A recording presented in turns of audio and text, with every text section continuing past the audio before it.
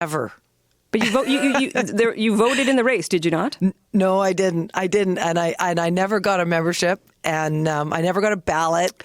What I did, though, I will say, Christy Clark, we reached out to the Conservative Party, who told us, in fact, that your membership was cancelled. Oh, well, why don't they come out and show my membership or my ballot? They never sent me any of those, although I wouldn't put it past them to manufacture one of them. All right, we are back with another deep dive. And today we are going to be diving into some Canadian politics, specifically the Liberal leadership race to replace Trudeau. You guys sent us a ton of articles and interviews, and let's just say things are getting spicy. It's certainly heating up. It really is. Speaking of heat, we have to talk about Christy Clark. You might remember her from her time as Premier of BC, and now she's decided she wants to be the next Liberal leader. Quite a leap. It is. And, there are some, let's call them inconsistencies surrounding her. We have an article here from the CBC that covers an interview she did where she, get this, flat out denies that she was ever a member of the Conservative Party. Oh, really? Yeah. She even says never. Wow, that's a strong denial. It is. It is. Except we also have, and this is juicy, a document that Jenny Byrne released. She's a top advisor to Pierre Poilievre. And it seems to be a record of Christy Clark's Conservative Party membership. It seems that maybe never has a different meaning in Christy Clark's world. That's pretty bad. I know, right? Like, come on. It's one thing for a politician to bend the truth, but for her to straight up deny it and then get caught. What does that say about her potential for leadership? I mean, it definitely raises questions about her honesty and transparency. Voters are looking for a leader they can trust and who is going to be straightforward with them. Exactly. I mean, she's not forgetting to pick up milk from the store. This is about core values and political beliefs. And this really makes you wonder what else she's been, let's just say, massaging. Yeah, it kind of casts a shadow of doubt over everything she says. For example, there's this article that mentions how she was a big supporter of Jean Charest when he was running for Conservative leadership, and she was very clear that she wanted someone who could beat Trudeau. No, anyone but Trudeau. Yeah. And now she's all about Trudeau, even called him a uniting figure. And just to add fuel to the fire, she's now calling Poilievre the most divisive politician we've ever seen. Okay, so she's changed her tune. Right. What's the deal with that?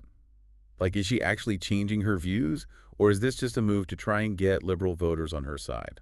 It's hard to know what's really going on, but just looking at it from a strategy perspective, maybe she's distancing herself from her Conservative past to get closer to the Liberal base. So you're saying she's trying to appeal to fiscal Conservatives while also trying to woo Liberal voters. Seems that way. And this isn't even the only thing where she's trying to play both sides. There are articles here about her stance on the carbon tax. Ugh, the carbon tax. The political hot potato that everyone avoids. Yeah, I know, right? So she's campaigning on getting rid of the federal carbon tax, which of course is the opposite of what Trudeau wants. Right. Trudeau's been all about that carbon tax life. But wait, hold on. Didn't she actually put a carbon tax in place when she was premier in BC? She did. Well, actually, it was her predecessor, Gordon Campbell, who first brought it in. But her government kept it going, although with some tweaks.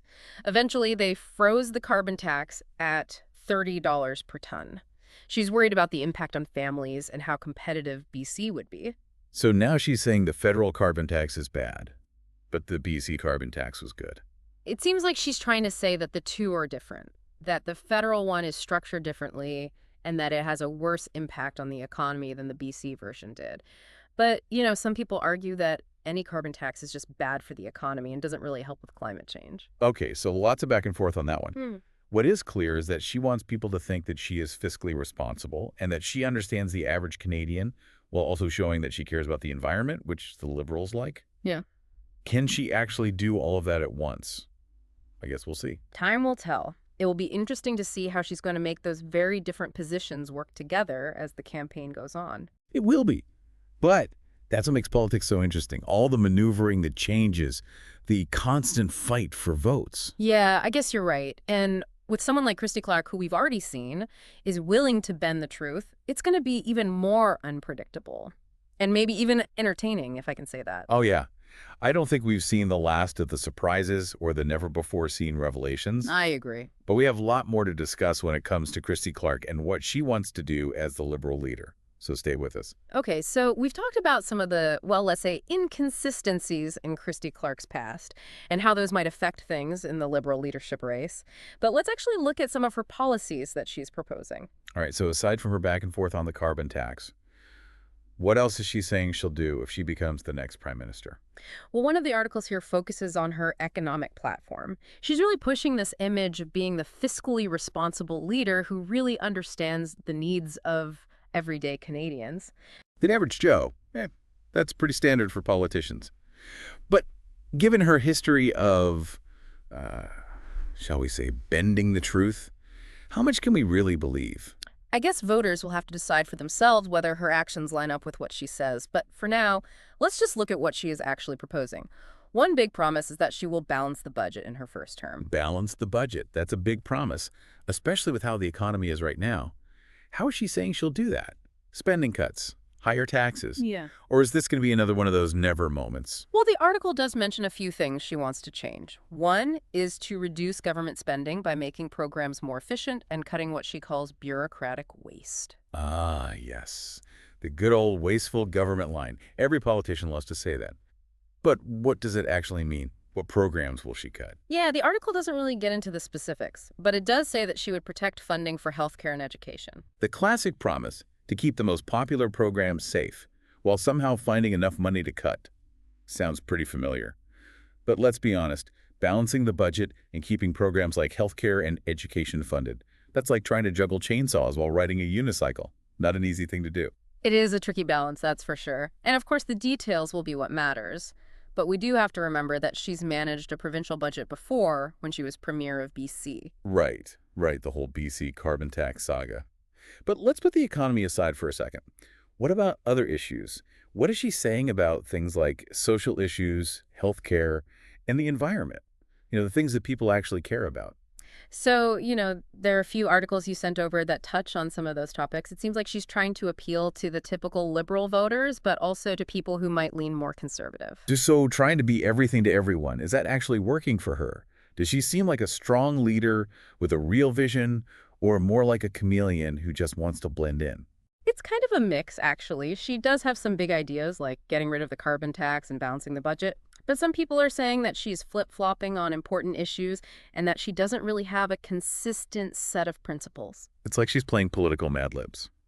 Just fill in the blanks with whatever's popular. But let's get down to it. Based on what you've read, do you think Christy Clark could be a good prime minister? Wow, that's the big question, isn't it? It's hard to know for sure.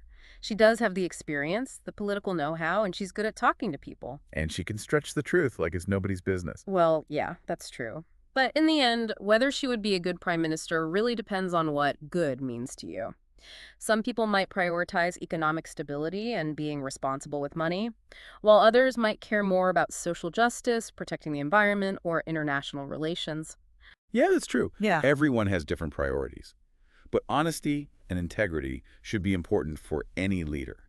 And with Clark's history, well, that's where things get a little complicated. If she can't be honest about her own past, can she really be trusted to lead a whole country? That's definitely a big concern. I think voters will have to decide if the good things about her policies outweigh the risks of her character. It's definitely a gamble. But isn't that the exciting part of politics? You never really know who to believe. Maybe that's why we keep coming back for more. But wait a minute. We haven't talked about the other people running in this race. It's not just about Christy Clark, right? You're right. We've been so focused on the Christy Clark show that we almost forgot about some of the other interesting people in this race for the Liberal leadership. Okay, let's broaden our view a bit. Who else is running? And is anyone a real threat to Clark's ambition? Well, remember from part 1, we were talking about Chandra Arya. Even though he doesn't speak French, he seems determined to run.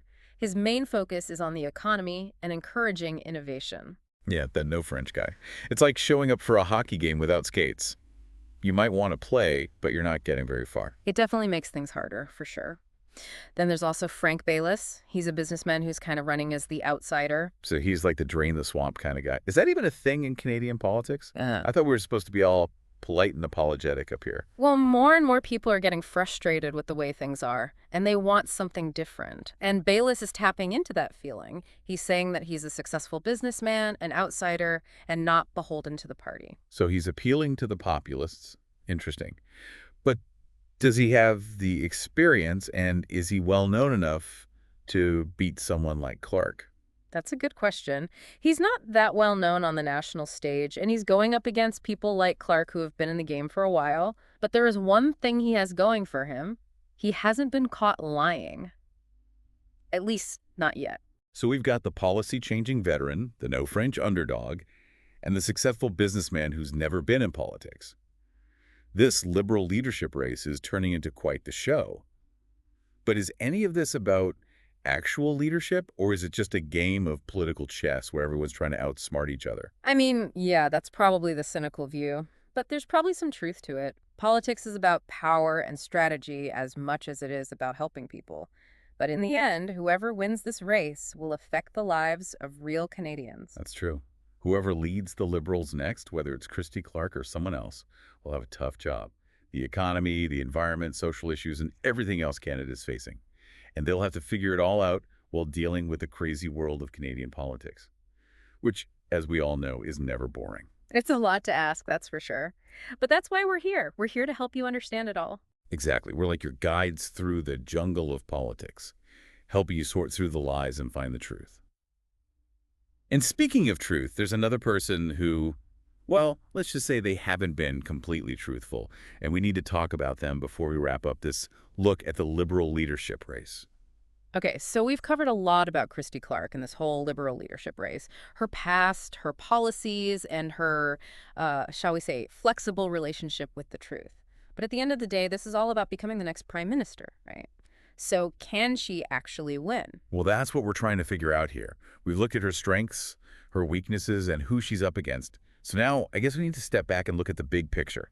What are the chances of her actually winning this whole thing? All right, so let's put on our political prediction hats. What could happen? Could Christy Clark really become our next prime minister? You know, it's not impossible. She's a known name, she's been in politics for a while, and she's a good communicator. She knows how to work a crowd and get people on her side. And don't forget, her special talent, twisting the truth. That's got to count for something in politics, right? Let's maybe not encourage that. While some politicians might get away with not being totally honest, it can really hurt them in the long run. People stop trusting them. Okay, fair enough. But what about Clark? What's working in her favor? Well, one thing is the current state of the Liberal Party. They're looking for someone who can breathe some fresh air into the party and appeal to a lot of different voters.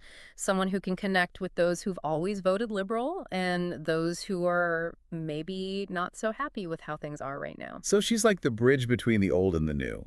The liberal whisperer who can bring everyone together and lead them to victory. Yeah, that's the story she's trying to sell. And to be fair, she does have experience working with different parties and getting people to agree. Remember, she led a minority government in BC, and that takes some real political skill.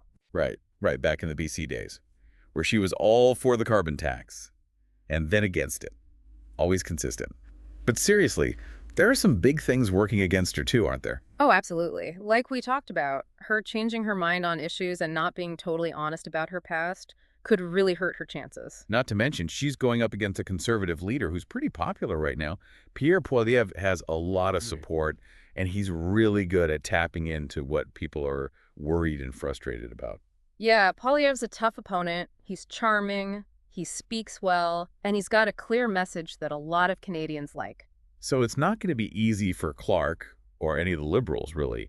It's going to be a fight, and it matters a lot, not just for the Liberal Party, but for the whole country. Exactly. That's what makes this leadership race so interesting. It's not just about personalities and political games. It's about what kind of Canada we want to have in the future. Big questions. Okay, so let's wrap it up. What do you think? Can Christy Clark make this comeback and become the next prime minister? It's really hard to say. Politics are always changing. There are so many things that could happen. But one thing's for sure. She's a good politician who knows how to change with the times.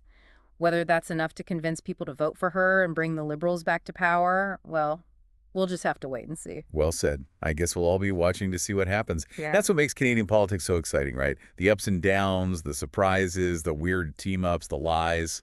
You just never know. And that's why we love talking about it. And that's why we'll keep bringing you these deep dives into the world of politics, exploring the issues, the people running for office, and all the things shaping Canada's future.